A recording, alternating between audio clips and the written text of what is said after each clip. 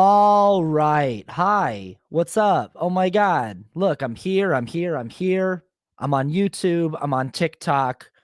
I'm on Spotify tomorrow in the future. I'm on Apple Podcasts in the future.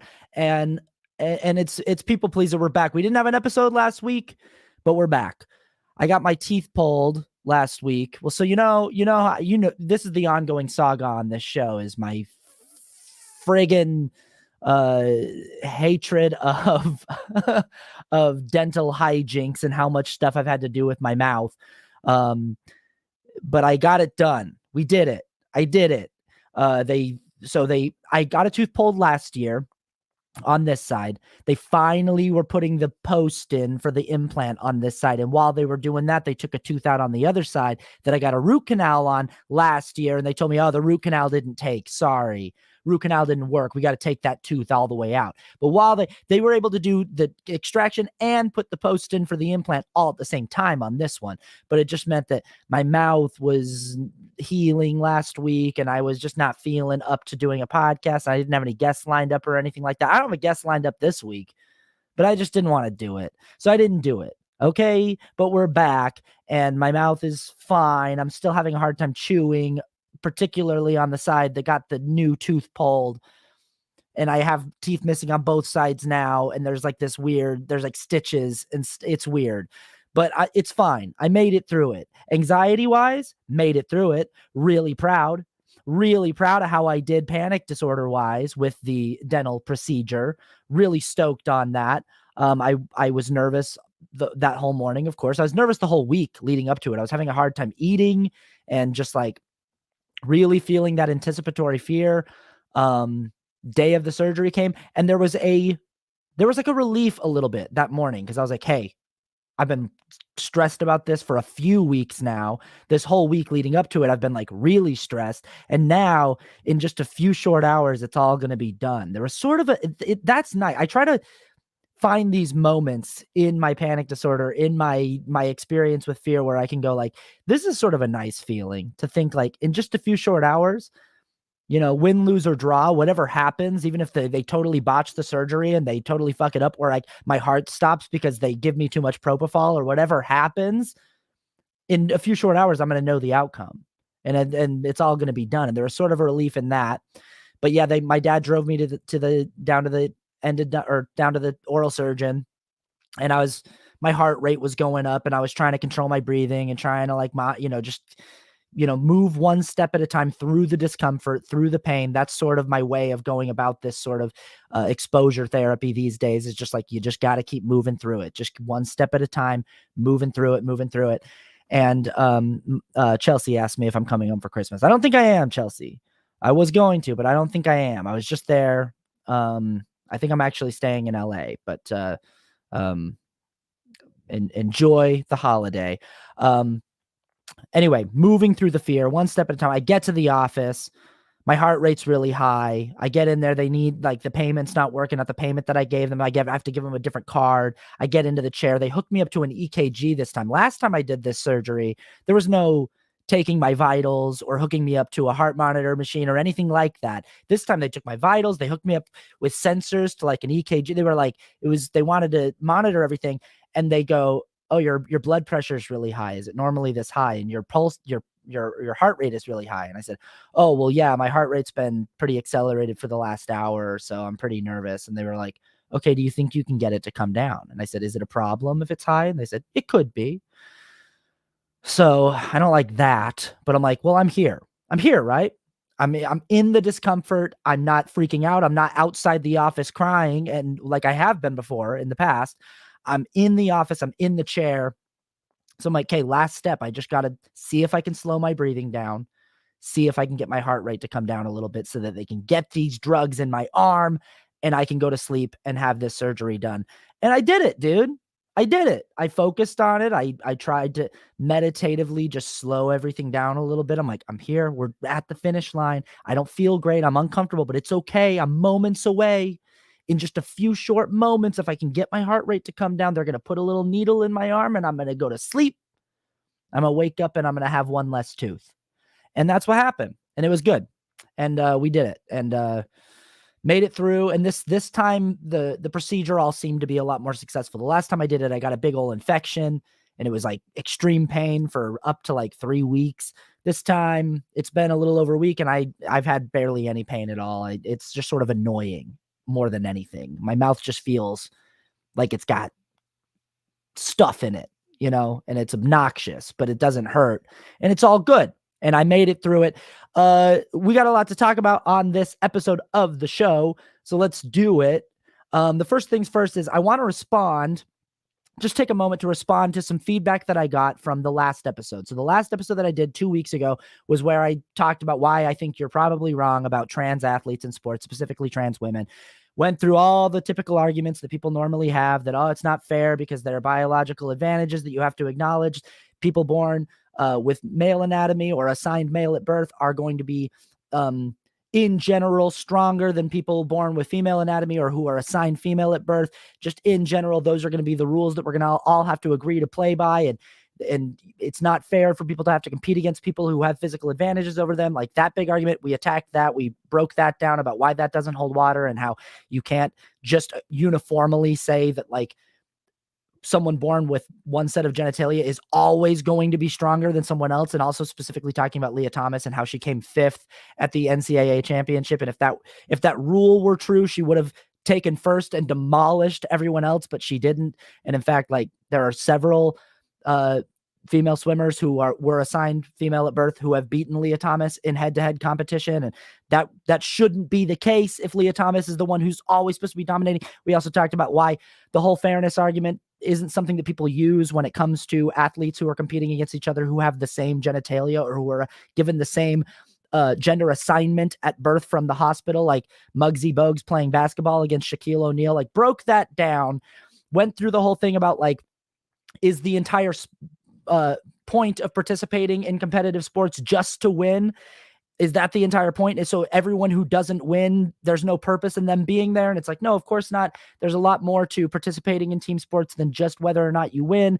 And there's a lot about just like the individual and their experience with being part of something competitive and what that does for them and their drive to show up the way that they need to physically to compete and all these different things. And being recognized, just for a trans person to be recognized as the gender that they are, by like, you're a woman, you're going to play women's sports. Just as a society, our recognizing of that, how important that is. Really went through all of these arguments. You should go listen to that episode if you haven't already. I break it all down, but I got a lot of feedback, as I expected to, because as I said at the beginning of that episode, I imagine there are a lot of people in my audience who follow me on social media, who listen to this podcast, who this is an issue I imagine a lot of people would disagree with me on. That a lot of people would be like, oh, geez, I usually agree with Austin, but I'm not with him on this. And that is what happened. I just so many comments of people saying almost that exact same thing. I usually agree with you on everything, Austin, but on this thing, I think that you're being a little too reductive. You're making it a little too black and white. It's more complicated than that. And I can't tell you how many times over the last 2 weeks I've had a near identical conversation with different people in comments. Like, and everyone thinks that they're bringing a new conversation to me. And the conversation starts out the same way every single time. People go, I think you're being you're oversimplifying this issue and it's more complex than you think it is. And I go, okay, how am I oversimplifying it? What am I missing here? What complexities am I missing? And people start diving into all of the things that I've already addressed. They start diving into just biological differences between people with different anatomical makeups and how you just can't account for that and how that's just not fair, which is a thing that like I already spent a significant amount of time in the short video that I made on social media and in the much longer podcast that I made addressing that. Like, so that already gets me sort of upset when someone goes, I think you're being reductive here. I think you're missing something. And I go, what am I missing? And they jump headlong into a point that I fully addressed. And maybe they jump into it from an angle that I didn't quite cover in the podcast or something, but I'm like, okay, yeah, you found a different angle that I didn't address, but that's also something we can go into where they're like, oh, well, just in general, the muscle mass of people who are assigned this at birth versus people who are assigned that at birth in general. And I'm like, okay, yeah, but you're not accounting for the fact that like trans athletes, specifically trans women, that's who's most predominantly targeted in this conversation. Typically, to be able to compete, they have to meet all kinds of requirements. They have to show a certain hormonal balance in, and they have to be able to, they almost have to show that they are not going to outcompete.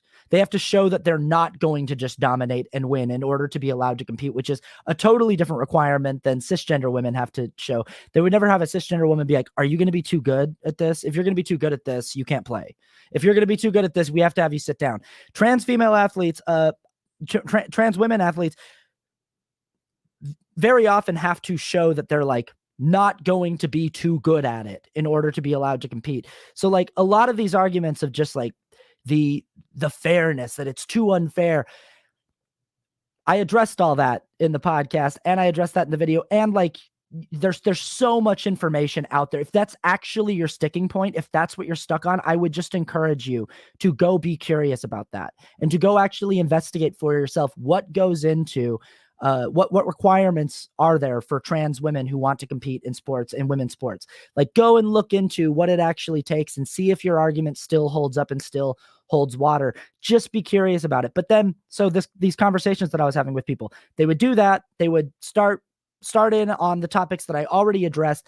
But the thing that I kept seeing again and again from men, but I saw this a lot from cisgender women who follow me, women who, again, generally agree with me on a lot of things. I saw this over and over and over again, almost word for word, almost like it was a script. And I'm not saying it was. I'm not saying that like they all read something somewhere in some article and they all repeat. I'm saying that this is a common experience, I think, for a lot of these women who are reaching out to me saying, and it was almost word for word this every single time. They would say, look, I grew up wanting to play sports. I grew up thinking that I could compete just as well in any sport as any of the boys could. In pre-puberty, I was better than most of the boys in my school. I was faster than them. I was stronger than them, and I outcompeted them. I was better than them at all the sports, at basketball, at kickball. I was faster than them.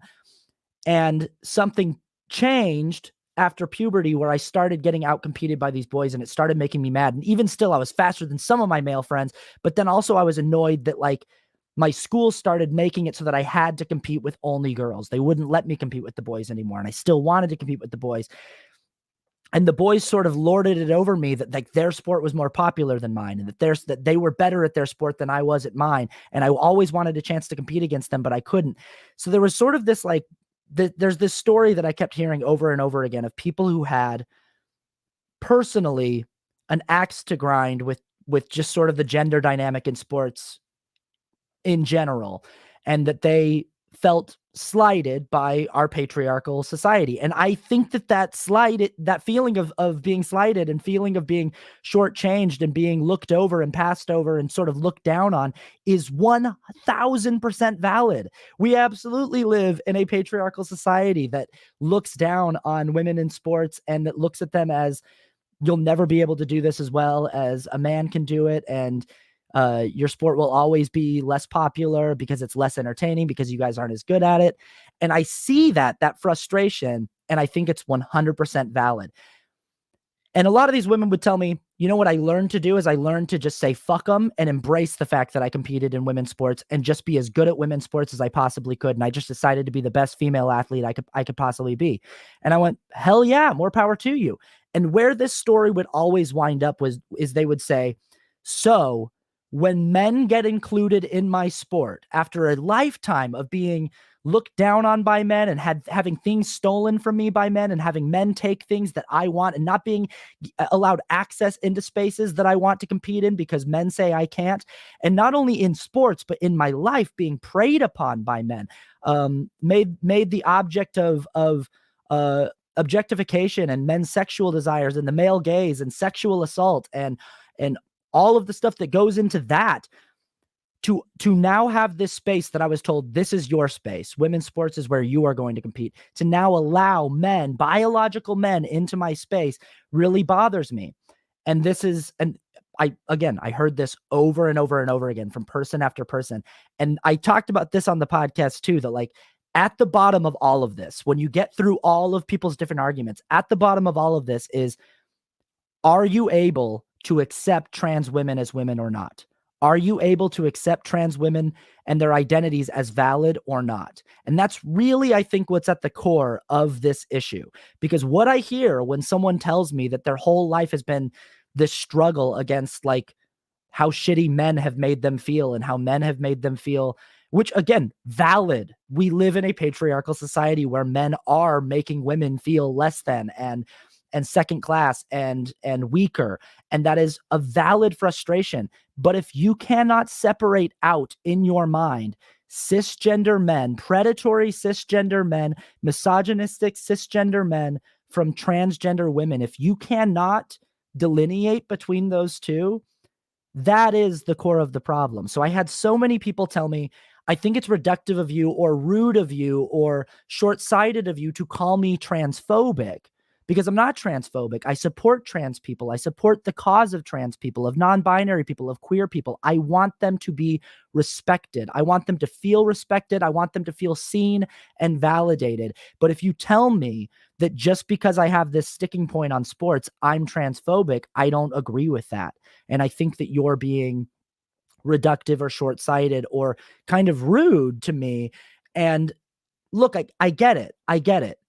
It doesn't feel good to be called potentially bigoted, to be told that like beliefs that you have are problematic or are bigoted. That doesn't feel good. I get it. But not being able to see the difference between cisgender men and transgender women is transphobic. And people get really stuck on phobic too. People really don't like that because they'll go, I'm not afraid. I'm not afraid of gay people. I'm not afraid of non-binary people. I'm not afraid of transgender people. I don't have a fear. I don't have a phobia of people. But you do. What you actually have is a phobia of men, of predatory men, of men who have invaded your space your entire life, of men who have preyed upon you sexually, of men who have stolen credit for your good ideas, of men who have made you feel less than second class. And you have a valid fear of those men. But your inability to grant trans women the space to say, I don't see you as that.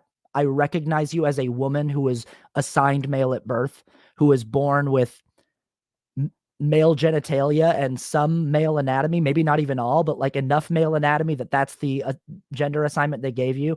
But I recognize you as a woman who just wants to live authentically as a woman. If you cannot do that, if all you see when a transgender woman comes into the bathroom that you're in and you maybe clock them or spot them is a predatory man, that is transphobic. And I'm not saying that to be rude, and I'm not saying that to hurt your feelings or to call you a bad name.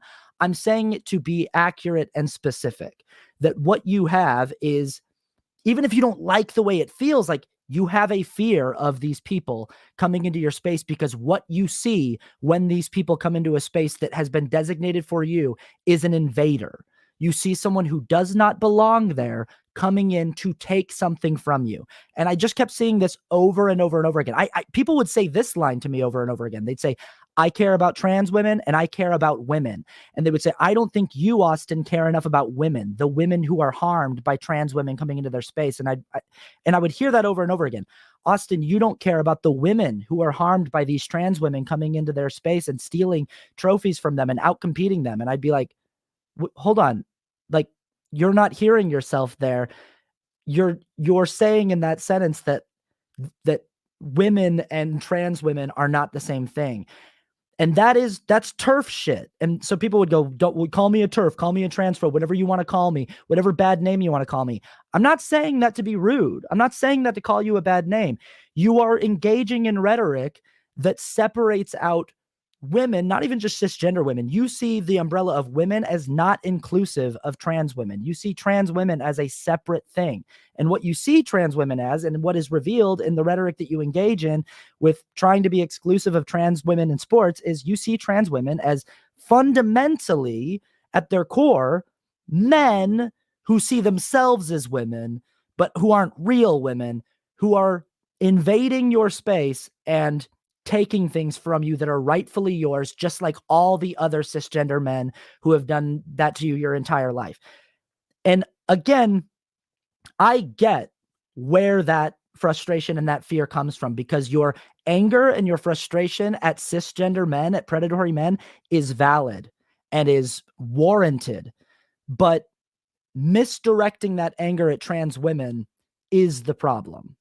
And I understand that it's not comfortable to be confronted with that. The fact that, like, your valid anger and frustration is spilling over and affecting another marginalized community and harming another marginalized community. And that you're going to have to do some work to be able to parse out cisgender men from transgender women. And you're going to have to be able to work to get to a place where you can start to accept transgender women as belonging in those spaces, as people who belong in those spaces, as people who are also victims of the oppression and tyranny of a patriarchal, misogynistic society. So that's my response to that. I'm sure that there will be some people who still have a hard time hearing that. But that's what I just kept seeing over and over and over again, is people who were telling me I was being reductive. I wasn't seeing the full scope of things. People who were telling me that as a man, as a cisgender man, I couldn't possibly understand the struggle of being a cisgender woman and seeing and being relegated to these spaces that you don't necessarily want to be relegated to, but then seeing men coming in, calling themselves women and taking that from, like, people were like, you couldn't understand. And I'm like, of course I couldn't fully understand the experience of being a woman. Of course I can't understand that experience.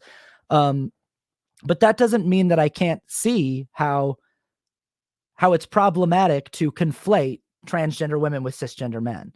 And I get it. I get why you're conflating the two, but conflating the two is inherently transphobic, because what it does, and I said this on the podcast last week, is it does two things that are incredibly harmful to trans people that I need you to understand. One, it invalidates trans identities. It says that trans identities are not real, that it is just an illusion in the trans person's head. It's not real. That person is still fundamentally a man or a woman who just sees themselves as the other gender, and we are just humoring them and placating them when we choose to go along with whatever name or pronouns they want to call themselves. It invalidates their identities, which is just massively harmful. And the other thing is, it paints them as predators. It paints them as people who are doing that, who are pretending to be something else so that they can gain access to a space that they wouldn't have had access to previously, and they can prey on the people who are supposed to be in that space. And those two things are incredibly harmful. And that's why it's just, I can't go with you on this thing. I know that you don't like being called a TERF or a transphobe. I know that you don't like having your ideas, especially when you're like, on everything else, I'm so progressive. On everything else, I support these people. On everything else, I'm so kind. I just don't want them in my locker room or out, like, beating me in a race, you know? And I get it. I would just encourage you to be more curious about that, to seek out more information, to just ask more questions. Maybe not to me. I'm a little bit tired of the conversation right now, frankly, because I've had the same exact conversation so many times over the last couple of weeks with so many different people. And I want this to maybe be the last thing I say on it for a while. I want to have some trans athletes on my show to hear from them, and just maybe that can help in the future. But that's what I'll say about that for now.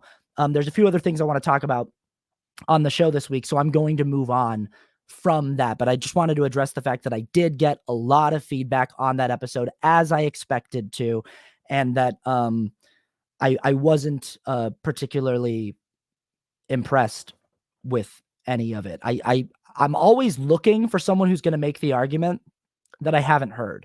I'm always looking for someone who's going to come at it from an angle that I go, oh shit, you know what? I hadn't considered that. I hadn't thought of that. But what I kept seeing over and over and over again were things that just further solidified my position and validated my position that, like, fundamentally what's going on here is we are not seeing trans women as women. We are seeing trans women as predatory men who are coming into spaces designated for women to steal things from women. And that's the problem. Fundamentally, at the core of the issue, that's the problem that I think needs to be addressed, because that is the thing that harms the trans community the most, is our insistence that they do not belong anywhere and that they are predators with delusional brains. So that's all I'll say on that for now. Moving forward. Okay, there's something I've been wanting to talk about publicly for a while now. I talk a lot on this podcast, especially lately, about politics and socio-political issues and things like that. The thing I'm going to talk about right now, it's going to sound initially like I'm just being a nerd, and your brain might want to turn off and you might go, oh, I have no interest in this. I don't care about this. But I promise that it is linked to very real stuff happening in our world that is very important for us to think about and to be aware of and to see. And also I do, from time to time on this podcast, I do just like to talk about stuff that I'm a nerd about. And, I did an episode all about Batman, and I did an episode with my dad all about college football and why I like college football, and we talked about the problematic elements of that sport and stuff like that. I did an episode, back when The Rise of Skywalker came out. I did an episode just about like Star Wars and the cultural phenomenon that is Star Wars and what makes people attracted to Star Wars so much. I do like talking about things just in culture that I just find interesting. And I feel like a little bit on this podcast, I've been getting away from that recently. And it's just sort of been like my hot take of the week on whatever is going on social media. And so I'm going to talk today about the show Andor on Disney Plus. And I'm going to be a nerd about it first. I'm going to talk first as a Star Wars fan about why this is the best piece of content ever made in the Star Wars universe. But just hang with me. Hang with me. If you're a person who's like, I don't give a shit about Star Wars, hang with me. And I'm going to bring it around to why I think you should watch this show and why I think everyone should watch this show and what this show says about the world that we currently live in and about just human nature and about what gives rise to systems of evil and systems of oppression. Like, how does that happen? How does it keep happening? How is this a cycle we keep finding ourselves in? I want to talk about that. But first, I just want to be a nerd for just a second. As just a lifelong Star Wars fan, as a person who grew up collecting Star Wars memorabilia and toys and waiting in line outside of the theater for every single prequel movie and being disappointed by pretty much all three of them, but going nonetheless. This is the best piece of content, period, hands down, ever created in the Star Wars universe, and it's not particularly close. Just like, the first time I saw Rogue One in theaters, I remember sitting I had no expectation for that movie. I was already, even at that time, I was already like, we're going overboard with how much Star Wars stuff we're producing. It was like Solo, a Star Wars story was coming out. At that time, the Boba Fett series was going to be a movie. They had announced all these different movies, like Boba Fett, and it was just, and then they realized with Disney Plus, we'll turn these into series, and it became even worse. That it was just like this deluge of, you're going to get so much Star Wars content, you're not going to know what to do with it. And this was before Mandalorian, this was before Boba Fett, this was before Obi-Wan. The only things, but it was like Disney had purchased Star Wars and they had announced that they were going to be making all this stuff. And I remember going and seeing Rogue One, and it just felt like, is any of this going to be any good at all? Or is it just going to be all too much? And I remember also thinking, like, who the fuck cares about this filler story between the end of the prequels and the beginning of A New Hope? Like, it just seems like this is a story that fit into the text crawl of the first of the first release in 1977. Like, the story that they tell in that text crawl, they decided to make into a whole movie. And I remember thinking, like, not a good idea for a movie. Like, we're capable of filling people in on some of the stuff that happened between movies. We want to make movies about the most important events. I was not ready when I went and saw that movie in theaters, and I did see it in theaters, of course, because I'm a huge Star Wars fan. I wasn't ready to watch the best Star Wars movie. And I remember like 45 minutes into the movie thinking, like, well, I think this is the best thing they've ever made. And I thought that pretty early on too. Like, every scene sequentially that would happen, I would just go like, so it just feels different. The cinematography is just head and shoulders above anything they've ever put out. It's just insane what a difference Greg Fraser behind the lens makes. And I've I've been saying that for a while, that like the way a thing looks impacts the way I feel about it so much in visual storytelling in cinema.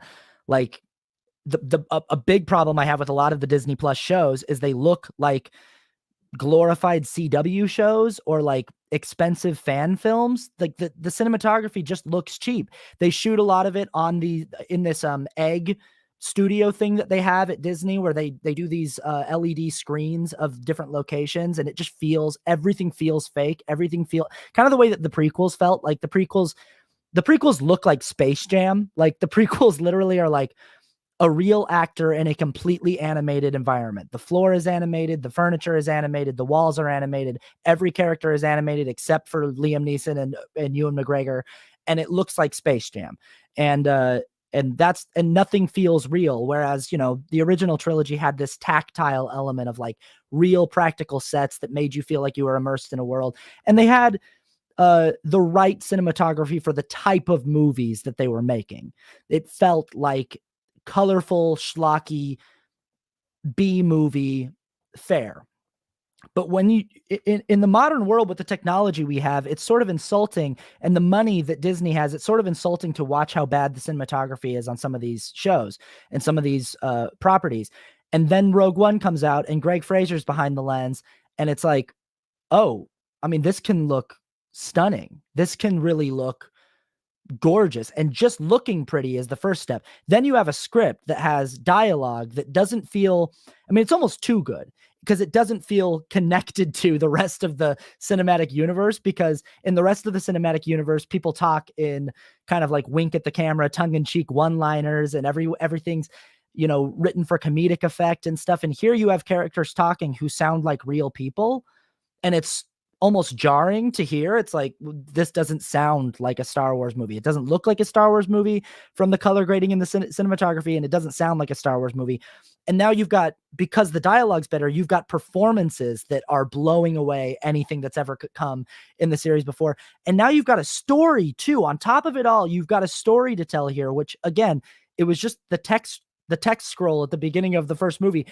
But what we're actually telling is the story of the real people, the nuts and bolts people that propped up the circumstances for the big heroes, the Jedis and the Siths, to have their big epic battle. But there were real people behind that rebellion that made that thing happen. And that's what that story is about, is like the real people who make a rebellion possible, who give Luke Skywalker the green light to go in there and save the day, who paved the way for that, the working class of a rebellion. There's no Jedis, there's no grand heroes, there's no overpowered people who could be the ruler of the universe if they wanted to. There's just real people who have lost real things to an imperial regime who are fighting back. And it's crazy how good of a movie it is. And now Andor comes out, and it's based on one of the characters from that movie and his story of how he comes to be a part of this rebellion. And it is the best piece of content that has ever been put out in the Star Wars universe. And again, like I said, it's not particularly close, and it's almost too good. It's almost so good that it makes everything else look bad by comparison, because it's like, well, this doesn't, it's hard to even imagine that the characters from the other movies exist in this same cinematic universe, because they are so cartoonish in comparison to how human and well-developed and well-rounded the characters are in this universe. But I still prefer it. As a fan, I'm still like, well, I don't care. This is what I've always wanted. And as a fan who grew up with this and who grew from a Star Wars kid into a Star Wars adult, I'm so happy that this is where we are, that I finally have something that I can latch into, and that I don't need to like apologize for liking, that I don't need to go like, it's supposed to be silly, it's supposed to be stupid. You kind of have to just sort of turn your brain off and have a good time, which is sort of how I went through 7, 8, and 9. I saw 7 in theaters, and I genuinely had an amazing time. I genuinely was impressed with how much I liked it. J.J. Abrams brought back a lot of that tactile stuff, a lot of the practical effects. I cried when Kylo Ren stabbed his dad through the stomach. I wasn't expecting to be so emotionally affected by that moment. I thought it was very well pulled off. And in that entire trilogy, Adam Driver is fantastic. Adam Driver is giving like Shakespearean level acting for that entire trilogy. So props to Adam Driver. And they've got a great cast. Like everybody does a good job buying in and selling it. But there is a lot in that trilogy there's a lot of turning your brain off and just having a good time. Don't think too hard about it. It's Star Wars. Just have fun. Don't think too hard about like fuel and like how the whole chase and how that works in The Last Jedi, or don't think too hard about just kind of like anything that happens in the third one. Try to just have a good time. You don't have to do that with Rogue One or with Andor. You don't have to apologize for the movie. You don't have to tell people that watch it like, hey, it's kind of corny, but like if you can just turn your brain off and lean into it, there's a lot there. There's a lot of substance there. It's just there. It's just good substantive writing. It's just good characters. It's just great cinematography, great music, great emotional beats, great acting. It's just all there. And you don't need it. It's just good. It's just good cinema. So that's my spiel as a fan. Here's why you should watch that show as a socially conscious person who cares about what's happening currently in our society. I think that there is this tendency to, wherever you live, in whatever time period you live in, to think that totalitarianism, fascism, the rise of an overpowerful dictatorial force could not happen there. You hear that all the time. It can't happen here. It won't happen here. Everyone thinks that. We can see it actively happening in other countries right now. We know that it has been a pattern throughout all of modern civilization. We see that pattern charted in history over and over and over and over again. The rise of dictators, the rise of dictatorial regimes. We see this happening over and over and over again. And we look at it as though it's just sort of this other thing from another time period or from another place that's born out of a different set of circumstances than we have in the place that we live in. And we see it as like, yeah, I know that that is a thing that hypothetically is on the table that maybe could happen, but it won't happen where I live. And you can see it actively happening in other places right now. Some more news. If you don't watch that show, it's a fantastic show on YouTube. Can't recommend it enough. It's an excellent show. You should get into it. Some more news. Did a whole episode about what is happening in I can't even think of what the country is right now. Where's Viktor Orban? Where's Viktor Orban at? What country is that? Is it Hungary? Budapest? That right? The chat will let me know. But I'll have to let me see. I'm gonna look this up really quick, just because I'm annoyed that I didn't have that ready to go. Yeah, Hungary. All right, I was right. Okay, thank God. But they chart basically how Viktor Orban came to power and how Hungary went from being a true democracy to being a dictatorship disguised as a democracy. The people who live there and some of the people in the world still think that Hungary technically is a functioning democracy, and it's not. It has, for all intents and purposes, been taken over by a dictatorial regime, hell-bent on securing power at any cost.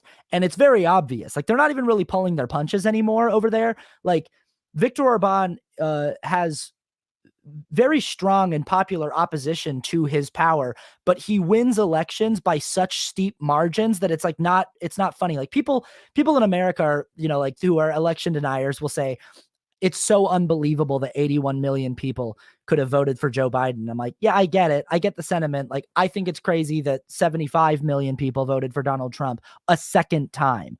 I think that's crazy. That number is wild to me, but like 75 to 81 isn't that crazy in a country of 350 million people. Like, that's not that wild. It still leaves a whole lot of people who didn't vote and who aren't even registered to vote. Like, those numbers make sense. Viktor Orban is like winning on things that he wants to get done by like 90% margins and stuff like it's just like stupid. It's like silly. Like they're not really hiding the fact that they've just taken over the voting process in their country and the electoral process in their country and just instilled a dictatorship. And it's happened in my lifetime. It's happened in the time that I've been alive. And actively right now, the right wing in my country is cheering on what Viktor Orban has done and is doing, is having him out to speak at conservative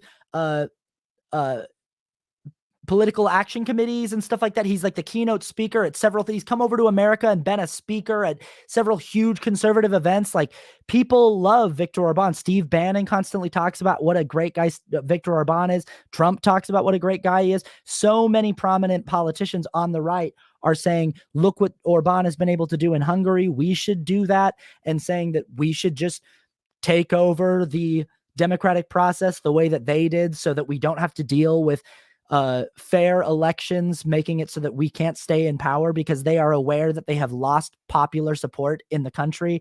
They are aware that they just do not have the majority of people's support anymore in this country. And they are espousing more and more nefarious means of obtaining and securing power long term as that happens. It's happening right before our eyes. It's happening right in front of us. And so many people want to think that it's not as bad as it clearly looks like it is. And that we're still a good ways away from, Germany in the 1940s or Russia under Stalin or, Pol Pot or something like that, that we're still, and look, there are certain things that you can point to that I'd say like, yeah, like the fact that I can live stream on the internet. I mean, who knows? TikTok might kick me off here any moment now. That happens from time to time. But the fact that I can go on the internet on my podcast, on my channel, and I can speak my mind and I can speak freely and I can openly criticize these systems of power means that we are still in a space where we can at least talk openly about it and we can at least criticize it. And people with people with bigger audiences than me are still able to talk openly and speak openly about it. And the reason for that is because the authoritarian regimes or the dictatorial regimes or the dictatorial would-be forces that want power in our country have not yet seized total power. That's why we're still able to do this and have this discourse and have this feeling of false security, but it doesn't mean that they're not trending in that direction heavily and that they're not definitely gunning for that kind of control. Like when these people talk about free speech and wanting free speech on social media and how they're so excited for Elon Musk bringing back free speech, what they genuinely mean is the opposite. Like they are on a path to hoping to be able to control the conversation and to control the talking points.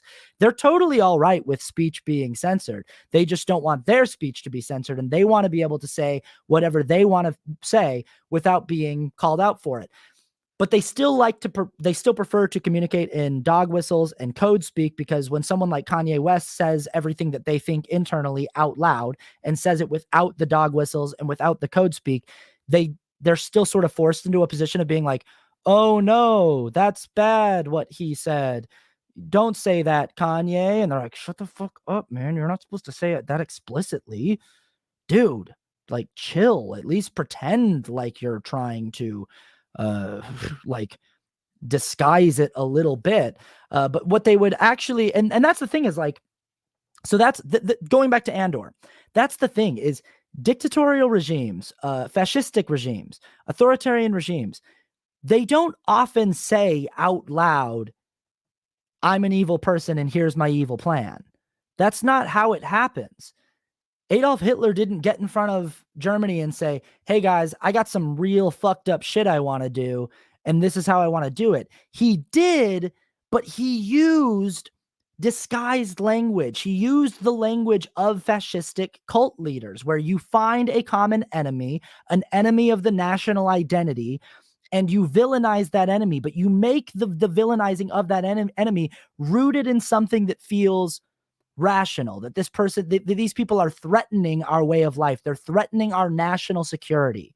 They're threatening our national identity, our right to our national identity. Trump has gone on stage at rallies and told his followers that the radical left and that people on the left, that this is not their country, but it is ours, that it is not theirs, it is yours. It does not belong to them, it is yours. You have leaders on the left like Joe Biden and Barack Obama who will get up and say, hey, I'm not just the president of the Democratic Party. I'm the president of all Americans, and I want to try to be the president of all Americans, even if you disagree with me. I want to rule over, I want to be the president and the representative for all of us. And Donald Trump goes out and openly says, I'm for you guys, not them. It's our country, not theirs.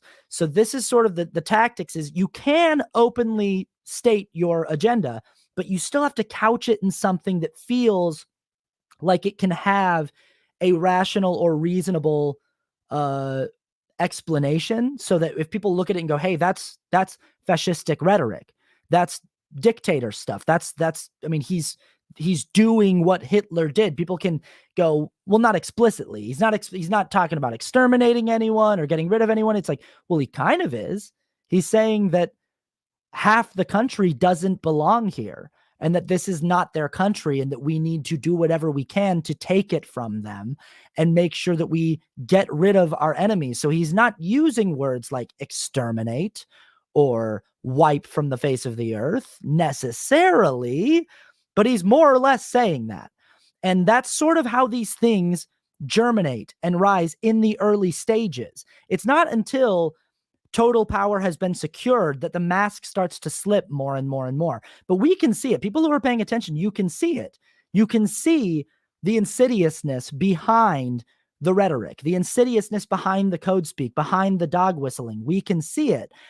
And this is sort of what Andor deals with as a show, is it shows like, how does something as obviously evil as the Empire run by Palpatine, which if you've ever seen that guy in any of the movies, he's such an obvious movie villain. The guy, like, he might as well have a neon sign over his head that says bad guy pointing down at him. And this is very much like who Donald Trump is. So many people who pay attention to Donald Trump, it's like, how do you not see that that guy is the obvious clear-cut villain of this story? How do you not see him as the obvious villain that he is? He might as well go around with a neon sign over his head saying like, cartoon bad guy right here, cartoon mafioso mob man. Like he just looks and sounds and behaves like such an obvious bad guy. How does a guy like that rise to power and manage to convince millions of people? And if you're taking it into the Star Wars context, trillions of people, hundreds of thousands of planets within an entire galaxy, maybe even millions of planets. How do you convince enough people and enough leaders on all of those planets to go along with your empire? And for so long in the Star Wars cinematic universe, the answer seems to, they've never really tried to answer that question. The answer just seems to be like magic evil, like through the magic of the dark side of the Force and the power of persuasion. Emperor Palpatine has single-handedly seduced and let's even say possessed all of the people that participate in the Empire. So everyone that works for the Empire, every foot soldier, every general, every lieutenant, everyone that has a job inside or under the umbrella of the Empire has been seduced and ensnared by the evil cunning of Palpatine. And that, I mean, that doesn't, when you actually think about it, it's like, that's not really compelling. That's not really compelling narrative, that it's just people who are evil because an evil guy tricked them into being evil and now they're all evil. And what Rogue One does and what Andor does beautifully is it shows like, no, the people who work for the Empire are people. They're just regular people. Most of them have never met Emperor Palpatine or ever even seen him. Like they maybe saw him back when he was a senator, but ever since he's become disfigured and he hides away at his palace with his robes, most people don't even, there are probably entire generations born who have never heard him speak. They've heard his name and they've heard him sort of invoked, but for the most part, if they ever see, a show of force from the Empire, it's going to be like a general somewhere on some planet with like a troop of foot soldiers showing up as an occupying force, but they're not actually going to see or hear from the Emperor. And they're not actually going to, not every single person who works for this regime is necessarily taken in by this like evil mindset. You've got too many people for all of them to just simply be evil. And that's sort of, I think, the parallel that we need to see with our own world is like the people who allow fascistic regimes and totalitarian regimes and authoritarian regimes to fester and grow aren't doing it because we have tens of millions of evil people with evil designs. Many of them are doing it because they've been taken in by carefully crafted talking points and rhetoric that seem reasonable enough. So the idea of being for conservatism in modern America, even if you can point to and just go like, you're aligned with like the Ku Klux Klan and with white nationalists and stuff, and you can point to people and go, you're on the same political team as literal Nazis. Isn't that a red flag to you? But they'll shirk that off and go, what I know is I stand for a society that runs on law and order, that we cannot be a society in disarray and in disorder. So when people talk about abolishing the police or even defunding the police or even reforming the police, that terrifies these people. They're like, what are you talking about? We need a society that has law enforcement. We need we need more laws and stricter law enforcement. So when they hear people on the left talking about like bail reform and saying we should, not have people being held on bail that they can't afford, people who are held in jail for sometimes a year, 2 years for a crime that they have not been convicted of because they can't afford bail, that's a problem. But all they hear is you're trying to release criminals into the streets. So it's a very like fear-based mindset that also feels like you can rationally defend it. That it's like, I don't want murderers and killers and rapists and sociopaths loose on the streets if I can help it. So many of the characters on Andor who support the Empire and who work for the Empire do so because they see the Empire as the antithesis to disorder. It is order versus disorder. So for the longest time in the Star Wars cinematic universe, it's been this story of light versus dark, the light side versus the dark side of the Force versus the Jedi, the enlightened, minds. And it's been very clear. And you've had really clear-cut good guys and bad guys. What Andor does is it flips it and it says to all of these people who work for these fascistic regimes and who help prop up their cause, what they see is a world that is order versus disorder, order versus chaos, that without the Empire, the Empire is the only thing that is holding the galaxy together. The Empire is giving stability and security to the galaxy. Yeah, the Empire, like some of the byproducts of the Empire, or let's call it late stage capitalism, late stage unfettered capitalism. Some of the products of it are that like a lot of people are suffering in poverty, and a lot of people are suffering in working conditions that don't feel fair to them and are struggling. But you know what? A lot of the people who have found a good job in the Empire, they look at themselves and they go, yeah, I was in the same situation you were in. I was born in a working class family on a working class planet, and I pulled myself out of that situation, and I got a good job working for the Empire. And now I live on Coruscant, and I've got like a dope apartment on Coruscant, and you can do the same thing. Or you can sit on your garbage planet in your garbage little town and complain. And if you want to complain about the fact that, I would have a better job if the Empire wasn't so greedy, and if it didn't favor all of the top 1% of earners at the top, and if they didn't seem to be objectively evil, you can complain about it. But what I did is I went and got a job.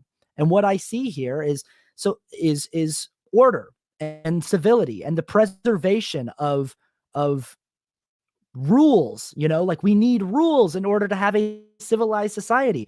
So there's this great character on Andor. And I don't want to give away too much of the show, but there's this great character named Cyril Karn, who is a police officer, essentially, who works for the Empire. And his whole driving plot is that somebody killed 2 police officers and no one's doing anything about it. And he's driven to solve that and to figure out who did it and to bring them to justice. His plot is on the surface very just. This is a guy who we see his family, we see where he comes from, we see we get a peek into his psychology and what sort of drives him. But his overall motivation is that like a crime has taken place. Someone committed murder and no one's doing it. And not only murder, they killed 2 enforcers of the law. Now we sort of see also who these guys are that got killed, and we kind of see that they seem kind of like scumbags and stuff like that. But that's not something that people ever consider when like a police officer gets killed in the line of duty. Whenever police officers get killed in the line of duty in our world, we don't go like, well, yeah, but were they kind of like, what was their record? Did they do a lot of police brutality, or like were they kind of dirty? Did they ever accept bribes, or were they did they commit domestic abuse? We just go like, that's awful. Someone who's out there doing a job where they are doing a public service, trying to preserve law and order, and someone killed them in the line of duty. That's awful. And so many people, and I don't think that that's necessarily a bad mindset to have. So this character has a very, you could say, pure intent with his motivation. But his entire worldview and ideology is based in the idea that the Empire is the linchpin holding civility in his galaxy together, for better or worse. Even if he can see problems with it, and he does, he's like, he doesn't like that his superiors aren't going to pursue these murder charges and look for this murderer. So he can see organizational or bureaucratic problems with it. At the crux of his ideology is, I believe that order is better than chaos. And what the rebellion represents and what people who are against the Empire represent is anarchy and chaos. And I don't want to live in that world. I want to live in a world where if I buckle down and get serious about my work, I can have a shot to have a good job and to make a good impact in the world. That's the world that Cyril Karn wants to live in. He's not just an evil guy who's been possessed by an evil man in a robe. That's not who he is. And that's not really who any of the villains of Andor are. They're all 3-dimensional people who see themselves as servants of a system that maybe sometimes has to get its hands dirty to preserve order, but that's just what has to be done in order to keep the ball moving forward of civilized society in their galaxy. And I mean, God, this show's so good. It's it's so good. It's so good because it's Star Wars and it has such a universal appeal, and so many people like Star Wars across the political spectrum. And what's so good about a show like Andor and so important about a show like Andor is there are undoubtedly going to be people watching this show who are back the blue people, who are people who have a Blue Lives Matter flag on their car, with the thin blue line on the flag, people who absolutely believe that the police are a necessary force, and that when the police use force and when the police kill people, that most of the time it's justified, and that's just the byproduct of having a dangerous job and enacting a dangerous service, a public service. There are going to be people who watch this show that's their ideology, and they're lifelong Star Wars fans, and they're not going to realize what this show is offering them. Or maybe they will even. Maybe they'll even go like, oh shit, you can sort of wind up tacitly supporting fascistic regimes just sort of by proxy, just by being like, I don't want to I don't want to live in a world that's the opposite. I don't want to live in a world without them. I see them as the way to preserve the life that I have, and I don't know what my life is without them. And that's the first really brilliant thing about this show is well-rounded villains who actually have realistic motivations for why they're doing what they're doing, who are supporting and enabling the rise of totalitarianism and of an evil ideology without necessarily knowing that that's what they're doing, and without really being aware of it. Like, they're just sort of bureaucrats who are getting caught up in just rules and a set way that things are supposed to be. The other way that fascistic regimes and totalitarian regimes, authoritarian regimes, whatever you want to call it, the other way that they rise to power is through the complacency of the populace, of the population, of people who either see that it's happening, we can see it happening, but you just feel sort of powerless, like, well, what am I supposed to do? how am I supposed to actually, in any meaningful way, stop that incredibly powerful organization from doing what they're doing? That's how it happens, is people who can see it happening, and also people who can see that there is a way where they could help, but aren't necessarily willing to engage with the cost of getting involved in the fight. This is one of my favorite things about this show, more so than the well-rounded villains and their motivations, which is just so amazing to see cinematically and just as a storyteller, but to actually see what the cost is of getting involved with and supporting a rebellion, to actually see what it costs someone and what it means to be the David in a David and Goliath situation and go, I'm going to actually make my life about opposing that encroaching evil, that force that is so big and so wealthy and so powerful, that is clearly moving toward a level of power that if they obtain it, we're all in huge trouble. I'm going to make my life about opposing that at all costs, even if that means making massive sacrifices. And I think most of us, myself included, I looked at this with this show and I thought, am I actually willing to do what it takes to oppose the threat of Trumpism? And in my, and I start thinking like, well, there's different ways that people can fight. And I definitely like to use my voice and my platform as my little rebellion and my way to push back and my way to call out what it is that I see them doing and to try to shine light on it. But at the end of the day, like if push comes to shove and it looks like they are going to start taking over and they are going to start actually getting out loud about the real agenda and they are going to start, you know, coming for my gay and trans and non-binary friends, and they are going to start coming for Jewish people again, which it looks like that's the road that we're heading down right now. And if that starts happening again, would I be willing to actually put my life on the line and actually get involved at that level of I'm now willing to sacrifice anything and everything to oppose this force?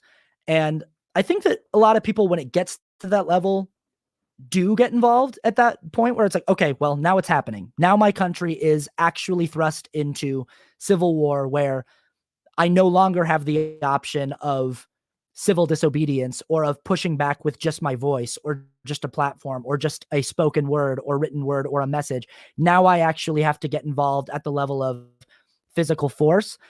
I think people do shift and go into that space, but like before it gets to that point, would you be willing to do that? And that's, man, there are characters in this show who have made the choice that they are going to have to get physically involved with opposing the Empire because they see that the Empire is too powerful and is moving too quickly to just sort of try to deal with it politically or diplomatically. They see that like if they try a diplomatic approach where they just go out to different planets and try to recruit people to their grassroots cause and say like, come on, let's try to build up a different political party that can oppose the Empire. It's not going to work. The Empire is moving too quickly. They are too wealthy. They are too powerful. Their reach has already extended too far. At this point, the only option is we have to actually start throwing haymakers and we actually have to get our hands dirty. And that aspect of it, dude, it's sort of like stomach churning because the vast majority of the people in the show who aren't involved in the Empire's cause, but who aren't necessarily involved in the rebellion either, they're people who can see that the society that they live in is fucked up and has problems. They can see that the Empire is kind of tyrannical and that the Empire is doing a lot of things that are like really unjust and that the Empire is irresponsibly using its massive amount of power constantly and being very oppressive with its massive amount of power, but they just feel like I'm just one small person. What am I supposed to do? And so they just sort of try to go about their quiet life and hope that it doesn't come for them and hope that, and I think that happens. I think that that's happening right now in Hungary. I think that happened in Germany in the 1940s. And I think it's absolutely happening right now in our country that I mean, like I said, 81 million people for Biden, 75 million people for Trump, 350 million people in the country. About a third of our citizenry just goes like, whatever. even if they can totally see the threat that is posed by Trumpism, even if they can clearly see the seeds of fascism being watered and grown, and they can see it germinating and happening before their very eyes, they're like, what I'm going to go to the polling station and vote. I'm going to go vote, and that's going to change it. That's going to make people suddenly not believe that Trump is God and not pray to him and not like cult members all of a sudden, just because no, they're just going to say that we cheated, and it's going to further divide the country, and it's going to just, whatever I do, we're on a one-way road to civil war, and I'm just going to sort of try to enjoy my life till we get there. It's happening right now. And that's a huge part of Andor, is like characters that are just like, yeah, my life is hard, and yeah, I don't like the Empire, and I'm not a fan of them, but what do you want me to do? I'm just one person. I'm not actually going to make that big of a difference if I get involved. And you see, A, how these people can become radicalized and how they can become involved, but also B, like, what is the cost of not getting involved and what is the cost of getting involved? And both have a cost. It's like, it's difficult. It's difficult work to actually decide that you're going to make your life more focused on actively opposing people who are trying to reenact the cycle that humanity has of giving rise to dangerous fascistic powers. It's happening right now. I said I don't want to do too many spoilers. I want you to watch this show if you haven't. You got to watch this show. It's incredible. If I haven't made a good enough endorsement of it, I want to read one speech from the show for you. If you don't want to hear it, that's totally fine. But Stellan Skarsgård plays a guy who is one of the original architects and leaders of the early rebellion. And at the end of one of the episodes, a spy that he has, he's got a spy that's working for him, that's deep inside of an imperial building. And this guy says, I don't think you appreciate how much I've sacrificed for you. Like I'm constantly nervous. I live in constant fear that I'm going to be found out. And I don't think you appreciate how much I've sacrificed. And this guy asks him, what have you sacrificed? What have you given up? And this is just remember, this is in the Star Wars cinematic universe. This speech happens. A character says these words. I sat watching this episode and I was like, I cannot believe how good this writing is and how good the acting is as a result of such good writing. This is his answer when a character asks him, what have you sacrificed for this cause? He answers, calm, kindness, kinship, love. I've given up all chance at inner peace. I've made my mind a sunless space. I share my dreams with ghosts. I wake up every day to an equation I wrote 15 years ago from which there is only one conclusion. I'm damned for what I do. My anger, my ego, my unwillingness to yield, my eagerness to fight, they've set me on a path from which there is no escape. I yearned to be a savior against injustice without contemplating the cost, and by the time I looked down, there was no longer any ground beneath my feet. What is my sacrifice? I'm condemned to use the tools of my enemy to defeat them. I burn my decency for someone else's future. I burn my life to make a sunrise that I know I'll never see. And the ego that started this fight will never have a mirror or an audience or the light of gratitude. So what do I sacrifice? Everything. I mean, are you kidding me, dude? Are you like, I said at the beginning of this podcast that it's the best piece of content ever created in the Star Wars universe, and it is. But like, that's one of the best monologues I've ever heard, period, in anything. Someone in a story about a rebellion, a small underfunded, under-equipped rebellion opposing a massive fascistic imperial force. Someone asks someone else, what have you sacrificed for this cause? And that's their response. Literally everything. My decency. I have to use the tools of my enemy to defeat them. I have to engage in the same violence that they use in order to fight back against. I've had to literally snuff out the decency of my soul and give my, like, I have, like, my ego that won't allow me to sit back and tacitly watch this happen doesn't even get the benefit of getting to, like, see the results of my labor. Like, I'm going to die for this cause before I see it pay off. Just stunning, beautiful, haunting writing. Okay, so I went longer than I told everyone I was gonna go. I'm like an hour and 10 minutes into this thing. Watch Andor and contemplate, how does fascism rise? How does it take root? Um, does anyone have any questions in the chat? People have been writing things in the chat. I've been blabbing. Do you have any comments? Did you watch Andor? Have you not watched Andor? Are you interested in watching Andor? Do you have thoughts? Do you have fan theories? Do you have thoughts on how fascism gives rise? Ryman805 on TikTok says, do you have a podcast? I sure do. That's what I'm doing right now. It's called People Pleaser with Austin Archer, and you're listening to it right now, currently. You are on it. Ryman805, you're on the podcast. Do you have any thoughts on how we can oppose the fascistic forces that are germinating and rising in our country right now? Is there a way to get involved in the fight without getting your hands dirty? Is there a way to stay diplomatic at this stage? I want to believe that there is. I want to believe that, like, words and ideas can be enough, and that we don't need to come to fisticuffs and to blows, and that we don't need to stoop to the level of using our enemy's tools to defeat them. But like, what are your thoughts?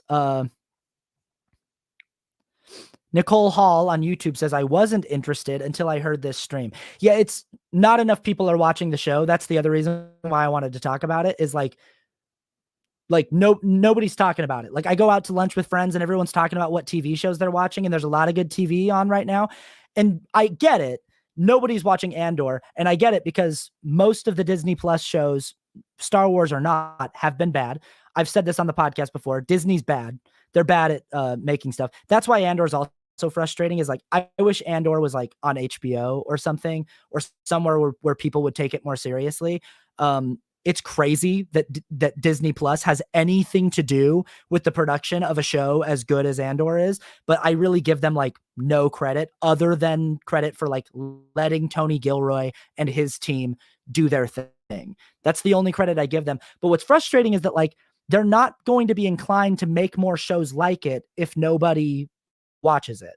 If everybody watches Obi-Wan and Boba Fett and The Mandalorian, but nobody watches Andor, they're just going to make more Boba Fett and more shows like Obi-Wan and The Mandalorian, and they're not going to make more shows like Andor. But if we show them that, like, that's what we want, is high quality storytelling, high quality writing, high quality cinematography, and actually well-rounded characters, they'll make more shows like that. But yeah, Disney's bad. They make so much content every year when it comes to TV shows, movies, everything.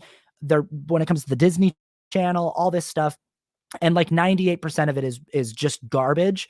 And they have like 2 or 3 hits a year between the movies that they put out and all the TV shows that they put out. But Andor is definitely the best thing that Disney Plus has put out, like by a wide margin, not even close. And it's probably the best thing in the Star Wars canon as well. And I want more people to watch it, because it even if you're not a Star Wars fan, it's just good. It's just good writing. It's just good stuff. Nizuya says, unfortunately, Andor had a slow start. I know several people who bailed. Episode 4+ are great though. Yeah, man, man. Stuff bums me out so much like that. Like that people, I saw some YouTubers who are like big Star Wars fans talking about that they were like, I don't get it. It's boring. It's boring. And I'm like, yeah. So like there are going to be people who, like, what they want from Star Wars is The Mandalorian. They want a big action sequence at least once an episode that's really cool and has like a lot of like really cool moments. And hey, that's a fair expectation. Star Wars as a brand has been built on like cool. Like lightsabers are just cool. They're not the most practical weapon that you could fight with, but they're cool. And having like a lightsaber fight and having a lightsaber duel between like two, you know, uh space wizards who are expert martial artists is cool. So the expectation when you sit down to watch a Star Wars property that there's going to be lots of like explosions and lasers and cool stuff to hold your attention is warranted. I get it. But also I'm like, man, I wish that you would also have a temperament for your favorite thing doing something a little bit different, but that is like leagues ahead of everything else when it comes to storytelling. And some of the best TV shows ever made start slow. Like Better Call Saul right now, everyone's talking about how like it might be better than Breaking Bad. Everyone agrees that Breaking Bad is like the best show ever. And I haven't even watched Better Call Saul, but everyone I talk to who's watched it is like, it might be better than Breaking Bad. And the reason why I got stalled on Better Call Saul is like it takes a minute to get into it. But a lot of great TV shows are that way, where you need to like and what you should be looking for, I think, in the first few episodes of a TV show isn't like, was the first episode awesome with an amazing cliffhanger that you had to watch the next episode and it was action packed. It's just like, is this competently put together? What does it look like? Like, is the cinematography good? Is the writing good? Is the acting good? Is this well made? And if it's well made, if it's well constructed, you can trust those filmmakers like to go on that journey. And that's what I saw with the first few episodes of Andor was like, well, this is the production quality here from a writing standpoint, from an acting standpoint, from a cinematography standpoint is leagues ahead of all of the other Star Wars shows on Disney Plus. The production quality is better. So yeah, it didn't get off to an amazing start with a you know, sitting on the edge of your seat cliffhanger at the end of the first episode, but like I wish we didn't need every single show to have that amazing nail-biting cliffhanger at the end of the first episode to get us to keep watching. I wish that it was enough just to like have competent filmmaking on display. Unpopular opinion, says Shane, deconstructs on TikTok. Best show ever is Haunting of Hill House. Great show. Great show. Great filmmaker. I like that guy a lot. I recently watched Dr. Sleep for the first time, and I liked it so much. I think that he's great. What's his name? Michael Flannery? Michael Flanagan. Michael Flanagan. Good director. And Haunting of Hill House was great.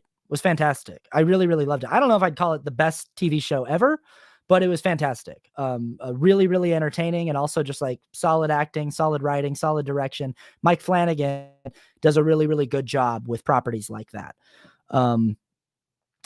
Refrigerate After Opening on YouTube says, another great example of how fascism takes hold is The Wave.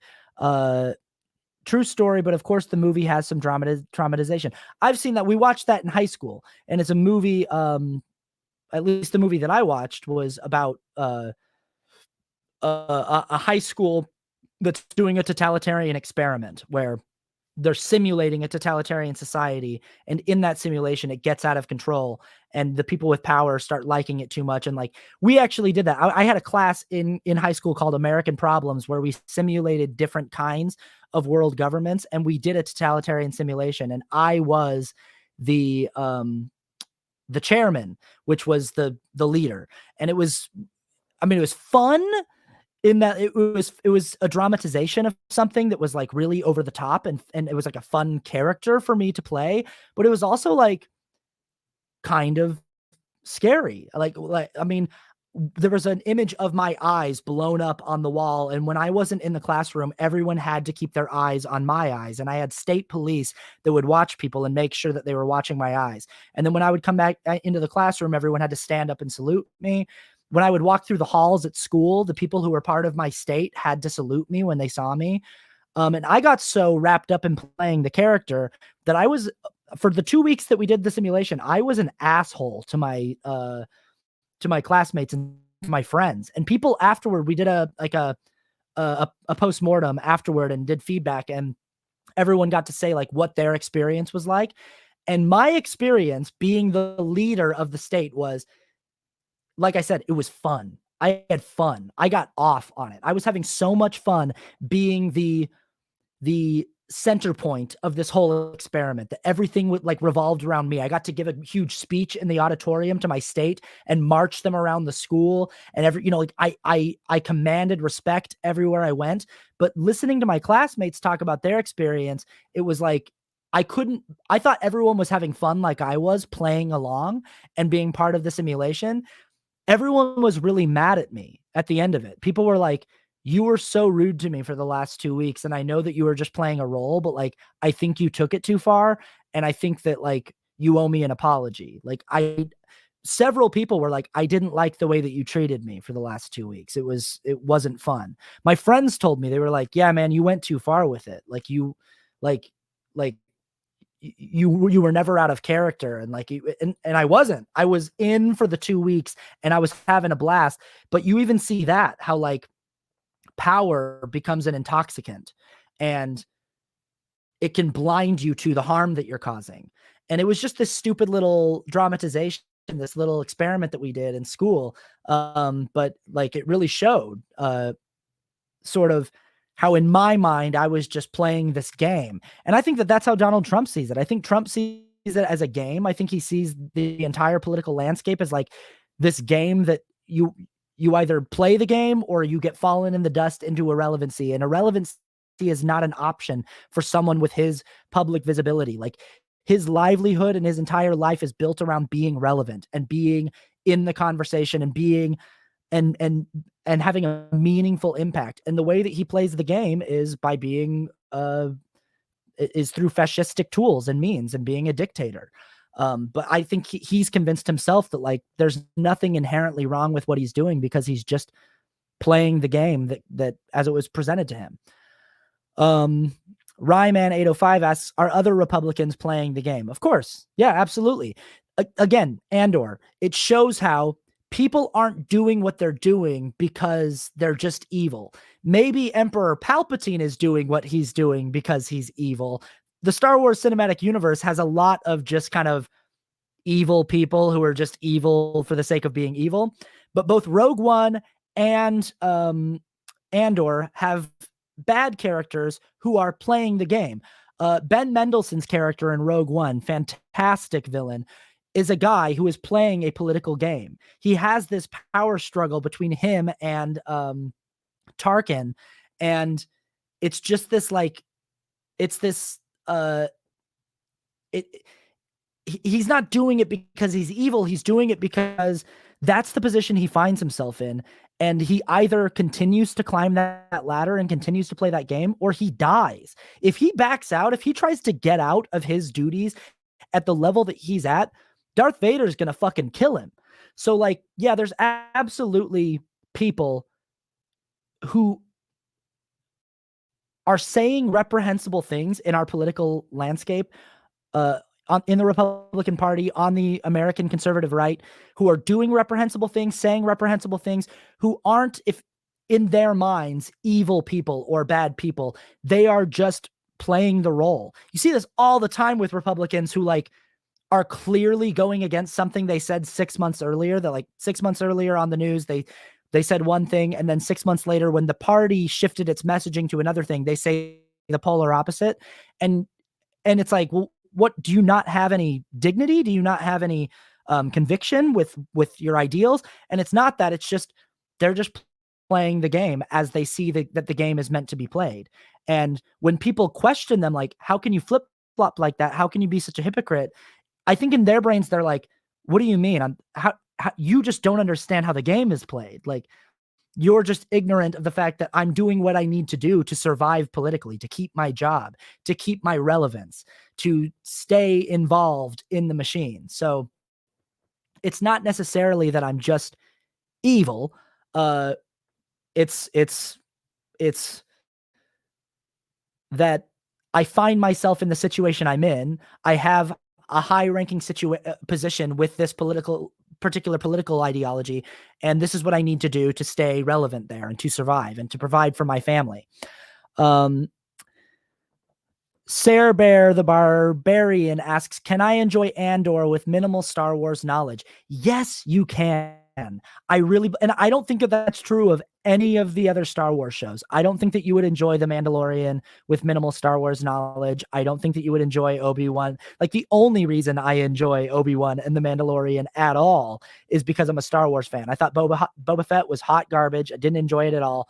But the only reason I enjoy Mandalorian and Obi-Wan at all is because I'm such a Star Wars fan, and I'm just excited to like see more things in that universe, even though I know that they're not like the most high caliber quality. Andor, you can actually, like, just like how you can enjoy Game of Thrones without being like a huge fantasy nerd. Like, you don't have to be a person who grew up loving Dungeons and Dragons and loving all things fantasy and Lord of the Rings and all that stuff to enjoy Game of Thrones, because Game of Thrones isn't just about pandering to fans of dragons and fantasy realms. It's about the mechanics of socio-political struggle. Like, it's about the way that like people seek and gain and lose power. And there are many parallels to our own world. So when you're watching Game of Thrones, you can literally see how the writing and the characters and the dimensionality to it pertains to our actual world. And you can have that exact same experience watching Andor. You don't need to know anything about Star Wars other than that, like, the central conceit to Star Wars is there is this powerful imperial force called the Empire that runs the galaxy, and there is a rebellion fighting against them. And that's it. And this show is about the birth of that rebellion and the way that a rebellion fights against a force like that and the cost of that. And also about like, how does the Empire get to that place in the first place? How are they so big and powerful? How do they proliferate their power? You can absolutely enjoy it without knowing anything about Star Wars. Hey Austin asks free champagne. Hey Austin, any words for our cool voters in Georgia? Absolutely. Bah, bah, bah, bah, bah. Go voters in Georgia. And you know what? Thank you, Herschel Walker, for conceding and for not saying that it was definitely stolen and that cheating happened. Props and kudos to Herschel Walker and the Herschel Walker campaign for conceding gracefully like that. You know, that's crazy that we're at a place in our politics where we have to like congratulate people for doing the bare minimum, which is just like conceding an election when you lose an election. Which is more than we can say for, Carrie Lake and her team who said that they were going to claim fraud before the election happened, and here they are claiming fraud just like they said they were going to. Austin, you should YouTube How Liberty Dies, The Politics of Star Wars. It's long, though. I have watched that, and it's fantastic. And other people should watch it, too, after they watch Andor. Let's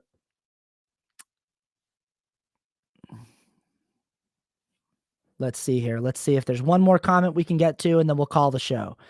Oh, geez. It's X-Core on TikTok just said, first time Walker successfully pulled out of something. Oh boy, that comment is fantastic. Congratulations to you for writing that comment. That was excellent. Let's see.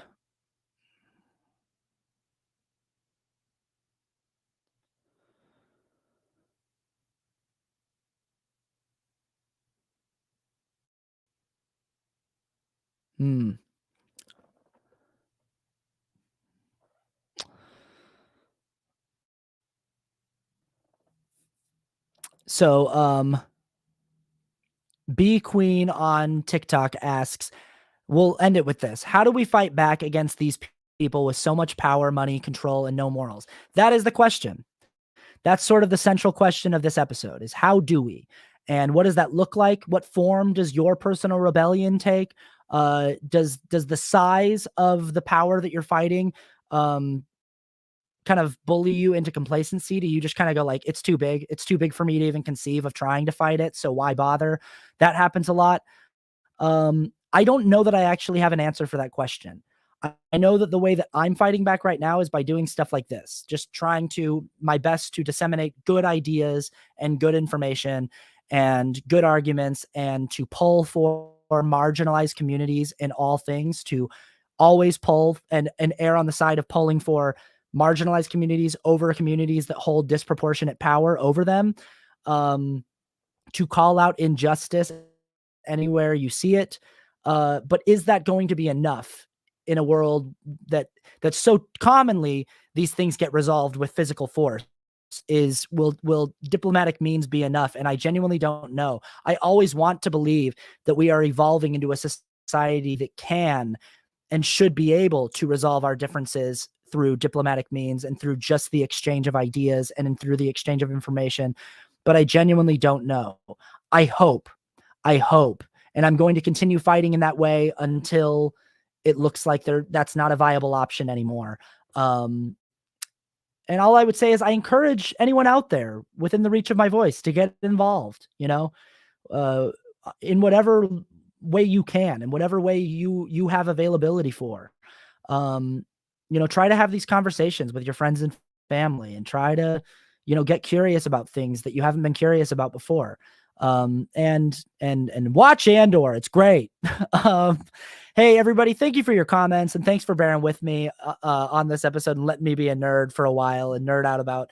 I'm just so happy. I'm just so happy that there's a Star Wars property that is so good. I'm just so happy that like the thing that I've loved since I was a kid is no longer a thing that I have to sort of like sheepishly admit that I like, but I will be less embarrassed by it the more people that watch it, so that more people can see it and know that it's not just some dorky thing that I'm watching, but that it's actually like one of the best TV shows this year and one of the best TV shows in years. Anyway, thanks for being here. I appreciate it. Thanks for hanging out on TikTok. Thanks for hanging out in the chat on YouTube. Really appreciate y'all. Love y'all. People Pleaser is written, edited, hosted, and produced by me, Austin Archer, with original theme music also by me.